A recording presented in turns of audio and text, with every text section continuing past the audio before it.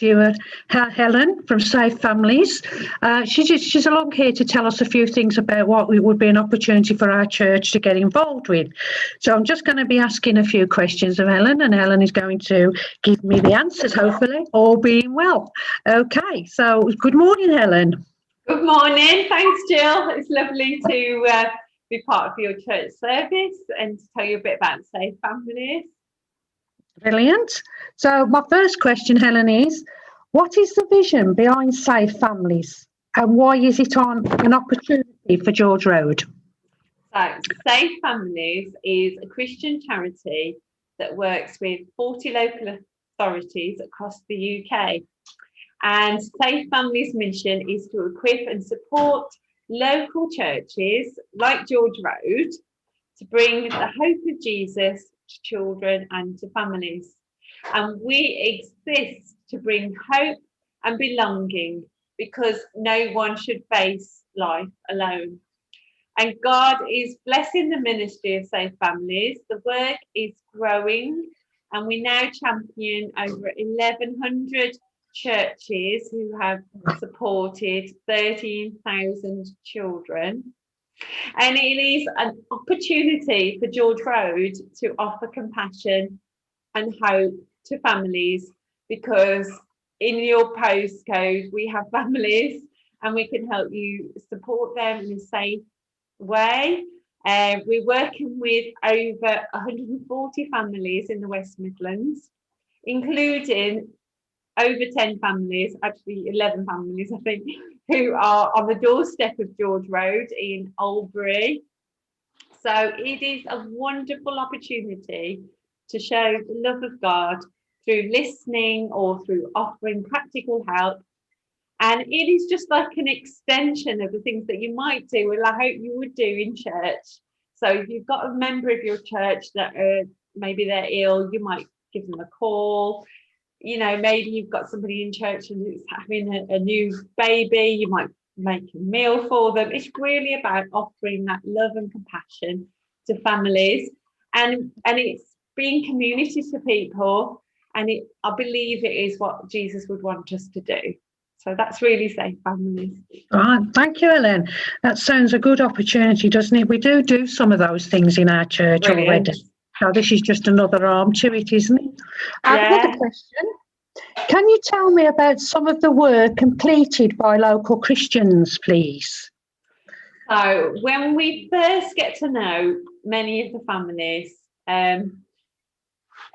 really almost always they might feel unloved, unnoticed, forgotten. Often they're in a bit of a low place. And Safe Families friends give them the gift of God's hope and presence, the simple gift of being noticed and heard. And we see lives changed each week with this gift. And so many of the families we work with are now connected into our local churches. And we know the difference that this connection brings. And every day we get to witness hope being restored and lives turned around. The truth is, I can tell you so many stories, you know, and lives changed. I could tell you one local mum who was feeling really frightened and alone, and we introduced her to a family friend. She had actually in the past been involved in an abusive relationship, and she was rehomed. And we introduced her to a friend who supported her on the phone, actually. And her confidence just blossomed, having somebody there to talk to. And then that trust developed, and she asked us to help her make her garden safe. So then we asked some of our other friends who they might help, because actually she had next door neighbours had dangerous dogs. So she's got two small children and she couldn't let them in the garden because the fence, she hadn't got a fence, a secure fence. So she was frightened, really frightened of these dogs. So a whole group of Christians came together from local churches and helped fix the garden up. And some other friends donated a fence, and some people fixed, and she made them a lovely meal. It was all social distance because this has only been a couple of months ago. And then her children now have got somewhere to play. She was overwhelmed with the kindness, as you can imagine, of these Christian friends and the practical help and the phone support. And she said, actually, I want to meet more people like this. That really have got a heart for us and want to, and are good people. It's often people will say, I don't meet good people. and so we told her, they told her about being Christians, and she said, I want to come and meet some Christians. So actually she started going to a church. None of these people that helped her part of that church, actually. Another church. And she's part of it, and she's got new friends in the church that she's going to, and then we've actually got some Safe Families friends in that church as well. And she's now part of that fellowship. She wrote us a beautiful card expressing her gratitude and saying that she feels so much stronger, and her friends now in church feel like family, and she's found love and belonging. And that's just the impact that Christians can have and that God can have. It's like a joint thing amongst all Christians, really, no matter which church they belong to, or that we can get beside people and help people. That's good. It's good. Great. I have another question for you, Helen. Can see that it's an agreeable opportunity to show God's love to local people, but I'm a busy person. How can I get involved? Are there any restrictions? Over to you, Ellen. So it's interesting, isn't it? So the brilliant thing about Safe Families, it's a great model, I think, anyway, because what we do is we train people up, and then there's no sort of compulsion to sort of, right now I've got to do 2 hours a week or anything like that. You would then find out about the families, and if you can some of them will be a one-off thing. So helping in that garden, that was a one-off thing. Maybe helping somebody with a form, that might be a one-off. Or there might be an ongoing helping on the phone. But there's no sort of, you have to do so many hours a week. You can train up, and then if you don't feel God's leading you to help, or there's not a family nearby, you don't have to do it straight away. It's really flexible. You can do a little bit of help and then have a break. There's no one chasing you. Okay. So if you can offer like half an hour a week, listen on the phone, that's wonderful.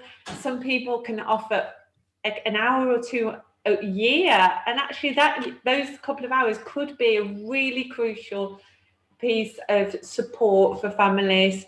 You might be able to help practically, a bit of DIY or a bit of gardening, and we have volunteers who support young people, parents, men and women. And I've got to be honest with you, we have we'd love men to sign up because we never have enough men. Because we have single dads who just want somebody older to chat to, another dad, somebody who's been a dad, been through it. We even have grandparents who, through all sorts of circumstances, sometimes find themselves looking after grandchildren, and it can be really hard. And the people who support range from 18 all the way up. My oldest friend is 88, and so there's no barrier. You have to do some training with us, and that's really how it works. And you have to have a meeting with me. It's not too hard, hopefully.